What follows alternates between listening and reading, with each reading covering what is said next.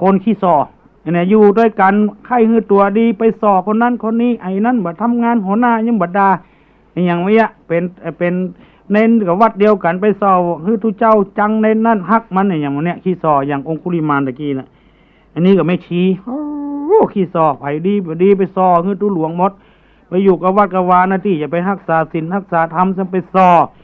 ซะบ่ดีสักวันน่ะเข้าแผ่นเตื้องร้องมันไปแพะไปอย่างมูมันไปหันเน้นเขาคุดแง่กะ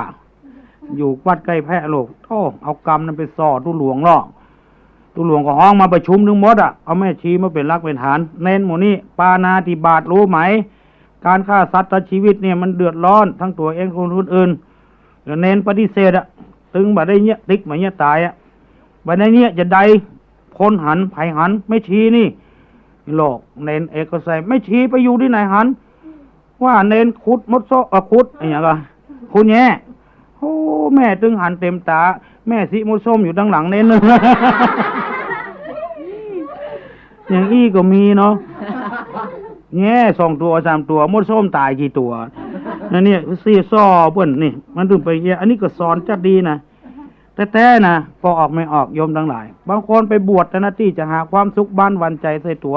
สงบเรียบร้อยสำรวมอินทรีย์กับตาหูจมูกลิ้นกายใจนี่ถึงบัดสำรวมอย่างลูกไปหันแม่ชี้คนนั้นบัดดีตุคนนั้นบัดดีเน้นคนนั้นก็บัดดีแล้วก็ไปซอกันไปซอกันมาเขาเลยจังน่ะเตื้อไปบวชแต่ก็เสียผู้เสียคนเป็นอย่างเงี้ย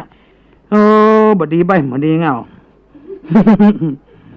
อันนี้2 คนผัวเมียอย่างที่เขาว่าลูกคนด่าผัวนะอยู่ที่ไหนก็ได้เงี้ยแป๊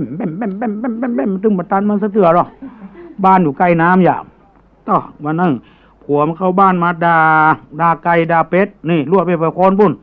ไก่วอกไก่ห้านี่ไอ้โลกพอมืดพอค่ำเข้าบ้านเขาจองมาหวงอบได้งอมก็ใส่ลูกปุยจอดต้องลงน้ำบดจมพูมือยกขึ้น2 นิ้วไอ้โลกยกขึ้นป้นน้ำนะอุ้มแขนเนี่ยหัวมันนึกว่ามันจะตายเนาะอินดูมันหรอกฝั่งวิดลง